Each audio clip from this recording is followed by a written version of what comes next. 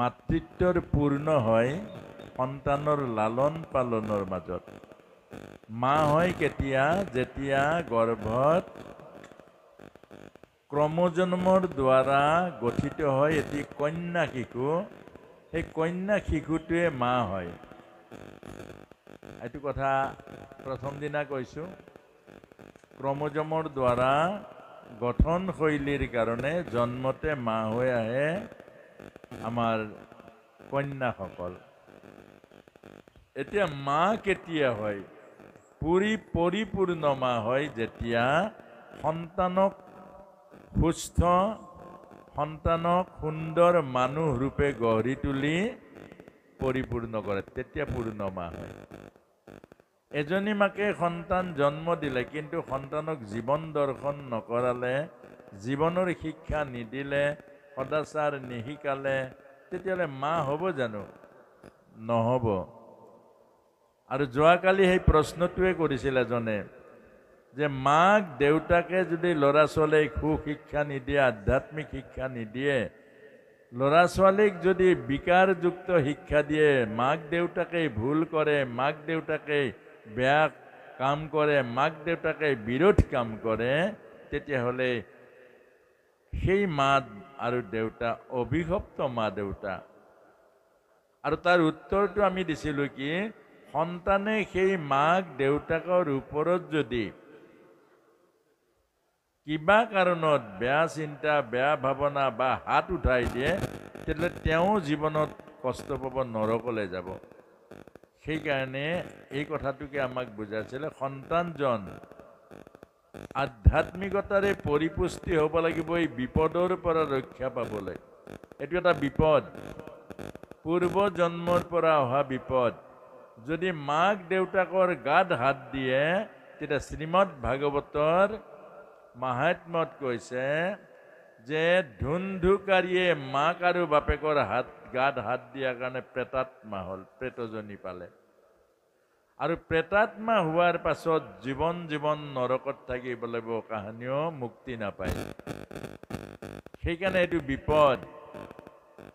সন্তানক পিতৃ মাতৃয়ে শিক্ষা দিব লাগে, সন্তানক পিতৃ মাতৃয়ে সৎ পথ দেখুৱাব লাগে, সন্তানক পিতৃ মাতৃয়ে জীৱনৰ ৰাস্তা দেখুৱাব লাগে। যদি পিতৃ মাতৃয়ে সন্তানক নষ্ট কৰিবলৈ যায়, সন্তানক বেয়া ৰাস্তা দেখুৱায়, সন্তানক বেয়া বস্তু খোৱাৰ প্ৰেৰণা দিয়ে, সন্তানৰ সন্মুখত বেয়া আচৰণ কৰে, তেতিয়াহ'লে আমাক কৈছে এইটো বিপদ। কেলে? ভয়ানক বিপদ। আৰু সেইজন এই ভয়ানক বিপদৰ পৰা বাচিবলৈ সৎ সংগ লাগিব, সৎগুৰুৰ জ্ঞান লাগিব, তেতিয়া বাচিব পাৰিব। নহ'লে এই ল'ৰাও অধগতি যাব, পৰিৱেশে নৰকলৈ লৈ যাব। এতিয়া আই মাতৃসকলক, মাসকলক সেই কথাটোকে বুজাইছে, যি মা সন্তান জন্ম দি সন্তানক আদৰ্শ নিশিকায়, যি মাকে সন্তান পুত্ৰই হওক বা কন্যাই হওক, যদি সন্তান জন্ম দি সন্তানক জীৱনৰ ৰাস্তাৰে আগুৱাই লৈ নাযায়, সেই মা অভিশপ্ত মা, সেই মা অযোগ্য মা। আৰু সেই মাতৃৰ কাৰণে পুত্ৰও নষ্ট হয় আৰু মাতৃও কলংক পায়। এই কথাটোকে বুজাইছে। সেইকাৰণে আপোনাসৱৰ দায়িত্ব কি? ল'ৰা ছোৱালীক মানুহ কৰা, ল'ৰা ছোৱালীক মানুহ কৰা। 12 বছৰ আগলৈকে আপোনাৰ হাতৰ মুঠিত আছে, কলেজ পালে ওলাই যাব আকৌ। যেতিয়া আপোনাৰ হাতৰ মুঠিত আছে, তেতিয়া আপুনি সিহঁতক সংস্কাৰ শিকাব লাগিব, শ্ৰদ্ধা ভক্তি শিকাব লাগিব, সিহঁতক সেৱা শিকাব লাগিব, জ্যেষ্ঠজনক সন্মান কৰা শিকাব লাগিব। আজি যদি এই বয়সস্থ 80 বছৰীয়াজনক সন্মান কৰিবলৈ নিশিকায়, সি 80 বছৰীয়া মানুহজনক অপৰাধ লগাব, তুচ্ছ মাত মাতিব, বেয়া আচৰণ কৰিব। মটৰচাইকেল লৈ গৈ আছে, অন্ততঃ ব্ৰেক মাৰি সেই ককাজনক সন্মান জনাব লাগিব। অ' ককা কেনি যায়? তেতিয়াহে আশীৰ্বাদ দিব। বোপায়ো ভালে ভালে যা, মই অকণমান ইয়াৰ পৰা আহোঁ, আশীৰ্বাদ দিব নাই? যদি ককাজনৰ ওচৰ পোৱাৰ পাছত মটৰচাইকেলৰ এক্সিলেটাৰ বেছি দবাই দিয়ে, সেই ককাজনে ঘূৰি চাই তহঁত মৰিবি যা, ক'ব নে নক'ব? অভিশাপ পালে নাই? জগৰীয়া কোন? মাকৰ। মাকে তাক শিকাব লাগিছিলে বয়োজ্যেষ্ঠ মানুহৰ ওচৰত জগৰ নলাগবি, অভিশাপ দিব। আপুনি নিশিকালে। আপুনি ল'ৰাটোক সুশিক্ষা দিব লাগিব, আচৰণ দিব লাগিব, সদাচাৰ শিকাব লাগিব। কুন্তি মাতাই শিকালে, পঞ্চ পাণ্ডৱৰ জীৱন বিকাশ হ'ল। গান্ধাৰীয়ে চকুত কাপোৰ বান্ধি ল'লে, নিশিকালে। গান্ধাৰীৰ ল'ৰা 100টাই মৰি থাকিলে। যি মাকে ল'ৰা ছোৱালীক সুশিক্ষিত কৰিব, যি মাকে ল'ৰা ছোৱালীক জীৱনৰ জ্ঞান দিব, যি মাকে ল'ৰা ছোৱালীক ভৱিষ্যতৰ চিন্তা, ভৱিষ্যতৰ সুন্দৰ পৰিকল্পনা কৰিব, সেই মাকে দিয়া আচৰণতহে সন্তান ভাল ৰাস্তাৰে যাব, জীৱন বিকাশ হ'ব। সি সদায় পুণ্য কৰিব, পাপলে ভয় কৰিব। যদি নিদিয়ে, আকৌ কৈছে এইটো, এই কথাবোৰ ভাগৱতত কৈছে আকৌ, পঞ্চম স্কন্ধ ভাগৱতত। আপোনাক সবক এই 3 দিন শাস্ত্ৰক বাদ দি কোনো কথা কোৱা নাই আকৌ। আৰু যিহেতু গীতা, ইয়াত ভাগৱত আৰু গীতাৰ ৰেফাৰেঞ্চ আছে। ভাগৱত নিগম, গীতা নিগম। আগমৰ কথা ইয়াত নচলিব। গীতা হ'ল নিগম, ভাগৱত হ'ল নিগম। নিগম নিগমত চলিব, বাকী আগমৰ কথা ইয়াত নচলিব। আগমৰ লগত সম্পৰ্ক ইয়াৰ লগত নাই। গতিকে এইখিনি জ্ঞান দিছে অৰ্জুনক। ভগৱান কৃষ্ণই কৈছে যে অৰ্জুন, মই জ্ঞান দিছো, তুমি জ্ঞানবোৰ লোৱা যদি জীৱনৰ সুখ পাবা, জীৱনৰ কল্যাণ হ'ব। আৰু জ্ঞানবোৰ যদি অৱহেলা কৰা নোলোৱা, জীৱনৰ দুখ হ'ব, জীৱনৰ অকল্যাণ হ'ব। তাক ভগৱানেও দূৰ কৰিব নোৱাৰিব। নামঘৰে মন্দিৰে চাকি দি একো লাভ নহ'ব। সেইকাৰণে এগৰাকী মাকৰ দায়িত্ব, এইটো দায়িত্ব পালন কৰিব লাগিব। দ্বিতীয়তে, এগৰাকী কন্যাক আপোনাৰ দায়িত্ব হ'ল কি, তাইক এজনী ভাল গৃহিণী বনাওক, তাইক এজনী লখিমী বোৱাৰী বনাওক, তাই এখন নতুন ঘৰ কেনেকৈ সজাব, স্বামী সেৱা কেনেকৈ কৰিব, শহুৰ শাহুৰ সেৱা কেনেকৈ, তাইক সেইবোৰ জ্ঞান দিয়ক। আপোনাৰ দায়িত্ব এইটো।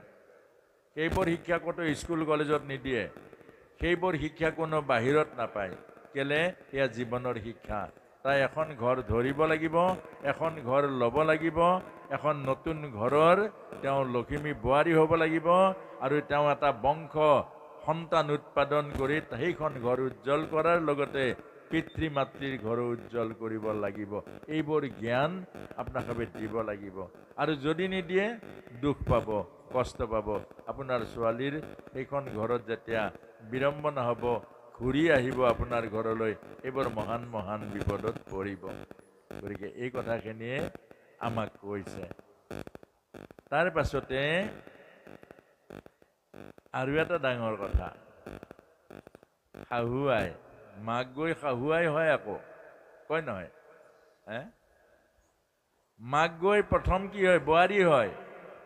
আপুনি কাৰোবাৰ ঘৰলৈকে প্ৰথম বোৱাৰী হয় নে নহয়? কওক আকৌ। বোৱাৰী হয়, নহ'লে মানে নকলে ভাবো কি গৰমত একেবাৰে হেৰি হৈ আছে নেকি, ঠিক হোৱা নাই। এতিয়া বোৱাৰী হয়, বোৱাৰীৰ পৰা শাহু হয় নে নহয়? হয় নহয়? বোৱাৰীৰ পৰা শাহু হয় নে ডাইৰেক্ট শাহু হয়?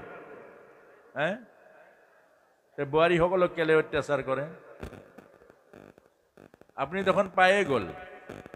আপুনি নিজে বোৱাৰী হৈ পাই গ'ল, আকৌ বোৱাৰীয়ে শাহুৱেকক কেলে অত্যাচাৰ কৰে? মই জানো আকৌ কেলে কৰে। কওঁ নে নকওঁ? কওঁ নে নকওঁ? আমাৰ বোৱাৰীসকলে বহুত ভাল পাইছে আকৌ, হয় নহয়? কথা হয় আকৌ, মিছা নহয় আকৌ। শাহুৱেকে অকল বদনামে গায়, এই বোৱাৰীজনী ঠিক নহয়, অমুক তমুক তমুক তমুক তমুক কয়ে। এইটো নিয়মে। আৰু কিছুমানে আকৌ মুখ লাগিব বুলি কয়, ভাল বুলি ক'লে জানোচা আকৌ বাঢ়ি যায়, সেইকাৰণেই কয়। কেলে এইবোৰ হৈছে জানে? শাহু বোৱাৰীৰ চিৰিয়েল যেতিয়াৰ পৰা ওলাল তেতিয়াৰ পৰা হৈছে, হয় নহয়? শাহু বোৱাৰীৰ চিৰিয়েলবোৰ চাই জানো? বোৱাৰীক খেদা, শাহুৱেকক বিষ দি মাৰা, সেইবোৰ চাই জানো বাৰু? সুস্থ মগজুৰ মানুহে সেইবোৰ চিনেমা নিগেটিভ নাচায়, পজিটিভ চায়। শংকৰ গুৰুজনে আমাক শিকাইছে ধৰ্মৰ জয় অধৰ্মৰ পৰাজয়, সেয়া ভাওনা, হয় নহয়? খেদা, বোৱাৰীয়েকক উলিয়াই দিয়া, শাহুৱেকক চাকৰণিৰ নিচিনা ব্যৱহাৰ কৰা টেকনিকবোৰ শিকাই দিয়ে বোৱাৰীয়েকক, যে কেনেকৈ বুঢ়ীক ঠিক কৰিবি, কেনেকৈ বোৱাৰীক ঠিক কৰিবি। এইবোৰ নহয়। ভাগৱতে কি শিকাইছে? আপুনি বোৱাৰীৰ পৰা শাহু হৈছে, সেইকাৰণে বোৱাৰীৰ দুখ আৰু মৰ্ম বেদনা বুজি পায়। তাই অকলে আহিছে, এখন নেদেখা ঘৰত, আপুনিও এদিন অকলে আহিছে, কিন্তু আপুনি আপোনাৰতো পাহৰি যায়। সেই বোৱাৰীজনীক পদে পদে দুখ ধৰে, পদে পদে নিয়ম নীতি বেছিকে ধৰে। মনত ৰাখিব, তাইক এনেকুৱা আপুনি মৰম কৰক যাতে ঘৰৰ ফোন নম্বৰ পাহৰি যায়, তেতিয়াহে আপুনি শাহু মা। সেইজনীৰ মাজেৰে আপোনাৰ বংশ এটা হ'ব। সেইজনী বোৱাৰী নহয়, আপোনাৰ বংশদাতা। তাই এটা বংশ দিব আপোনাক। তাই কিমান মৰম কৰিব লাগিব। আপোনাৰ বংশ ৰাখিবলৈ আহিছে, আপোনাৰ বংশ উজ্জ্বল কৰিবলৈ আনিছে, কিমান মৰম কৰিব লাগিব। এইটো নাভাবে, এইটোহে ভাবিব লাগে। আপোনাৰ সমস্যা কি? শাহুৱেকৰ সমস্যা কি? আগতে মিঠাইৰ টোপোলাটো মাকৰ হাতত দিছিলে, আৰু আজি ঘপককে ঘৈণীয়েকৰ হাতত দিছে, মোৰ ল'ৰাটোৰ খাই পেলালে। আগতে মিঠাইৰ টোপোলাটো মোৰ হাতত দিছে, দিয়ে সদায় দিয়ে, সদায় দিয়ে, আজি তাৰ ঘৈণীয়েকৰ হাতত দিছে, মোৰ ল'ৰাটো খাই পেলালে। লাগিল আৰু সিদিনা লাগিব নাই? এইটোহে, বেলেগ একো নাই নহয়। আৰু আধ্যাত্মিক নোহোৱা সত্য কথা, এইখন এখন তেনেকুৱাই আকৌ। আধ্যাত্মিক নোহোৱা যিসকল শাহু নিজৰ পুতেক আৰু বোৱাৰীকে অকলে থকাটো সহিব নোৱাৰে, হয় নে নহয়? নিজক সুধি চাব। নিজৰ পুতেক আৰু বোৱাৰীকে অকলে কথা পতা, বহা, মৰম কৰা, এইবোৰ কৰবাত অকমান ওলাই যোৱা সহিব নোৱাৰে। আধ্যাত্ম নোহোৱা বোৱাৰী। গতিকে এই কথাটোকে আমাক বুজাইছে। এতিয়া আপুনি কি কৰিব আজিৰ পৰা? আজিতো জানিলে নাই? এইখনো শাহু বোৱাৰীৰ চিৰিয়েলে একেটাই। এইখন যেনিবা পজিটিভ, সেইখন যেনিবা নিগেটিভ। সেইখন খেদা নহলে বিষ দিয়া, এইখন খেদা নহয় জোৰা লগা, আৰু বিষ নহয় অমৃত দিয়া, একেই চিৰিয়েল। আপুনি আজিৰ পৰা কি কৰিব? নতুন বোৱাৰী যাৰ যাৰ আহি গ'ল আৰু বোৱাৰীৰ ওচৰত ক'ব, আৰু কিবা কাৰণত যদি মনোমালিন্য আছে, মুখ ফুলি আছে, আজি যাই ক'ব, বোৱাৰীও আজি শিকি আহিলো, আজি শিকি আহিলো, আজিৰ পৰা মই এৰিলো, আৰু আজিৰ পৰা তই বাদ দে, সাবত মাৰি ধৰিবি, আজি যাই সাবত মাৰি ধৰিব। এতিয়া কি কৰিব আপুনি? আপোনাৰ হাতত বিয়া পাতি উঠাৰ পাছত যেতিয়া সেই মিঠাই টোপোলা বা পইচাটো দিবলৈ আহিব, আপুনি তাক লৈ যাব। শুন, ৰ এটা কথা নহয়, আজি এই বোৱাৰীজনী মই কেলে আনি দিছিলো, এই ঘৰখনৰ লখিমী, এই ঘৰৰ লখিমী, এই ঘৰ উজ্জ্বল কৰিবলৈহে আনিছো। আজিৰ পৰা তই তাইৰ হাতত দিবি, আজিৰ পৰা তাইৰ হাতত দিবি, বাছ। ইমান মৰম কৰক, তাই ঘৰৰ ফোন নম্বৰ পাহৰি যাব। কিমান মৰম, চবৰ আগত প্ৰশংসা কৰক, মই যেনি হীৰা পাইছো, হীৰা। বহুত ভাগ্যতহে এনেকুৱা এজনী বোৱাৰী পায়। এই বোৱাৰীজনী অহাৰ পৰা মোৰ ঘৰখন ভাল হৈছে, মোৰ চব ভাল হৈছে। কোনোবা আলহী আহিলে, আলহী আহি, ঐ বোৱাৰী যা চাহ অকমান কৰ, চাকৰ নিচিনা অৰ্ডাৰ নিদিব আকৌ। আলহীৰ আগত কব যে মোৰ বোৱাৰীজনী কিমান ধুনীয়া চাহ বনায়, মোৰ বোৱাৰীজনী গুণৰ বোৱাৰী। বাৰু বহক, আপোনাক চাহ অকমান মোৰ খুৱাব বোৱাৰীজনী। মা যা চাহ অকমান বনোৱা, আৰু তোমাৰ হাতৰ চাহটো খায়ে বেছি ভাল লাগে। এইবোৰ কৰক। এইবোৰ আমাক ভগৱানে এইবোৰ মিঠা মিঠা কথা, মিঠা মিঠা মাত এইবোৰ দিছে। এইবোৰ কৰকচোন, ঘৰ সৰগ হ'ব, ঘৰ সুন্দৰ হ'ব। শাহু আৰু বোৱাৰী এনেকুৱা হ'ব, শাহুৱেকক এৰি থৈ মাকৰ ঘৰলৈও যাবলৈ এৰিব। আপুনিয়ে ক'ব লাগে, তই ঘৰৰ মালে ফোন কৰিলে নাই? বোলে সময়ে পোৱা নাই, তেনেকৈ হ'ব। গতিকে মৰম কৰক। আপোনাৰ ছোৱালীতকৈ অধিক মৰম আপুনি ছোৱালী বেলেগক দিব, আপোনাৰ ছোৱালী আপোনাৰ ঘৰ উজ্জ্বল কেইদিনমানলৈ কৰিব, গুচি যাব। এই বোৱাৰীজনী চিৰজীন নহয়, আপোনাৰ গোটেই বংশ পৰম্পৰা উজ্জ্বল কৰিবলৈ আহিছে। এইখিনি জ্ঞান, এইখিনি বুজক। আজিৰ পৰা বোৱাৰীৰ লগত প্ৰতিদ্বন্দ্বিতা কোনেও নকৰিব, মৰমেৰে উপচাই দিয়ক, মৰমৰ মাজেৰে এতিয়া মন জিত কৰক, আৰু সেই বোৱাৰীজনীৰ মাজেৰে এখন সুন্দৰ ঘৰ পাব, এটা বংশ পাব, আৰু আমাৰ সকলোৰে কল্যাণ হ'ব। এইখিনিকে কৈ কথাটো হয়নে নহয় বাৰু? এইটো মিছা কথা নেকি আকৌ? সঁচা কথা। এবাৰ কি হ'ল, এনেকে ভাগৱত প্ৰবচন কৰি আছে এজন সন্তই, কৈছে अरे देखो भाई कौन कौन जाएगा मेरे साथ में बैकुंठ कौन कौन जाएगा। सबे हाथ उठाई दिছে আৰু বৈকুণ্ঠত যাব পৰা আমাৰ স্বামীজীৰ লগত সবে হাত উঠাও, সব হাত উঠাই দিছে।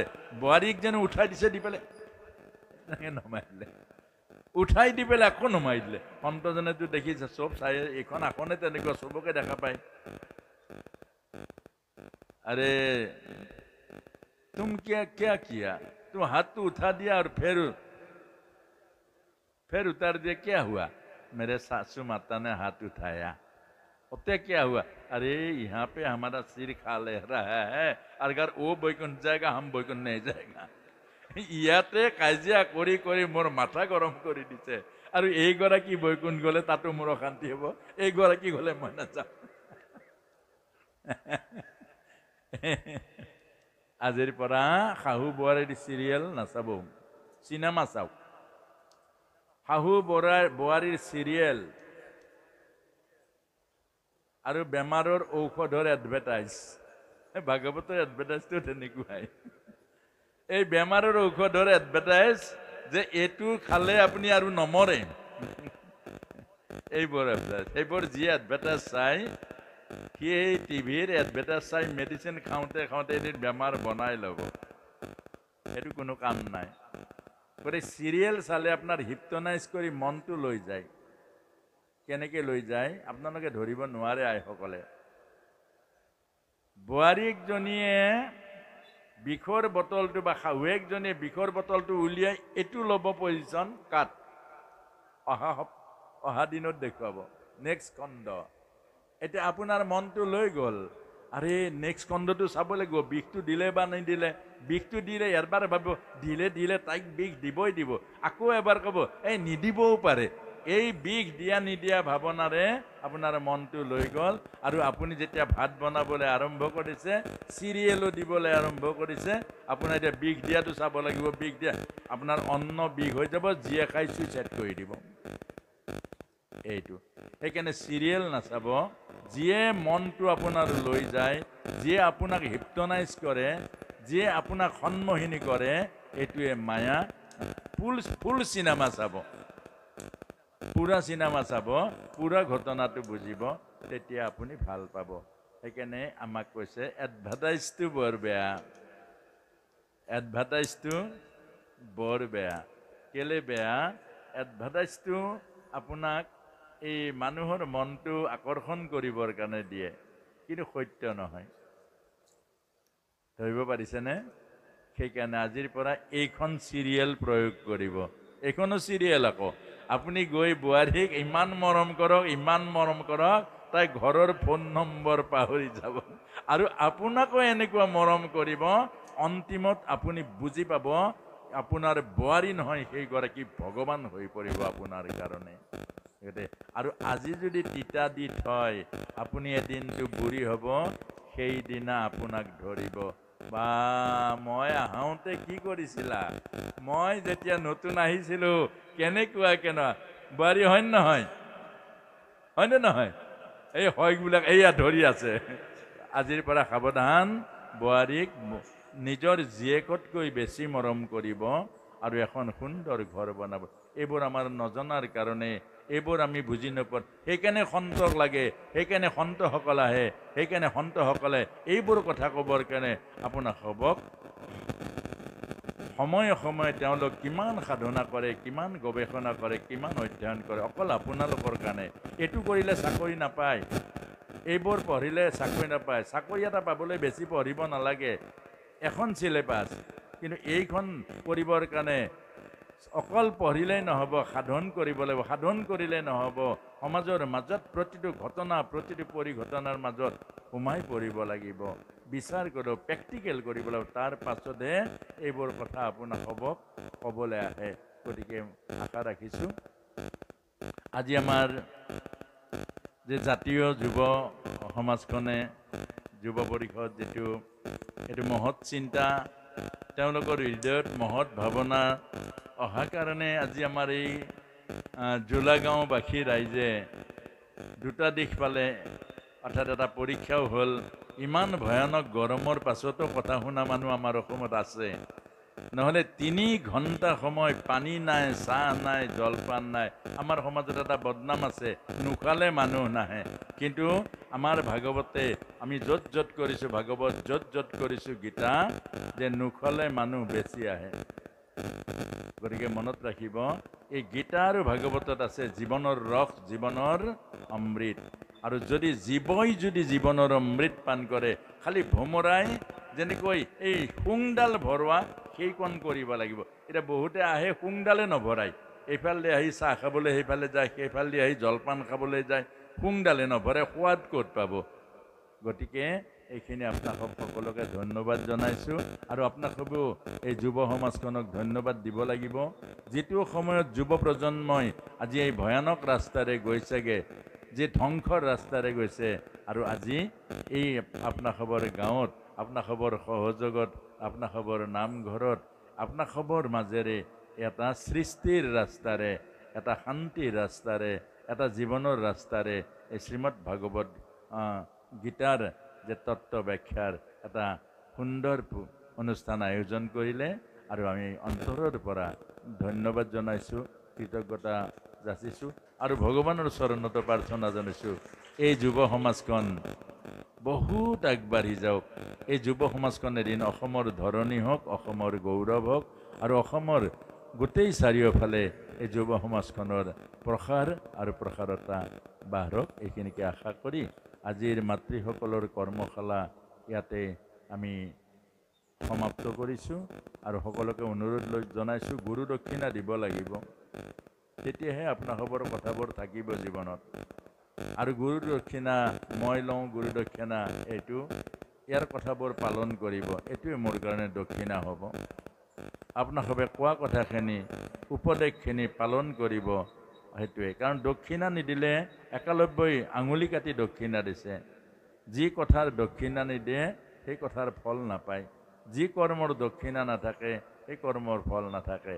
মই আপোনালোকৰ ওচৰত দক্ষিণা এইটোৱে বিচাৰিছোঁ, যে আপোনালোকে এই যে 3 দিন গোটেই গৃহস্থী আৰু জীৱনৰ কথাখিনি শুনিলে, এইখিনি ব্যৱহাৰিক জীৱনত পালন কৰিব।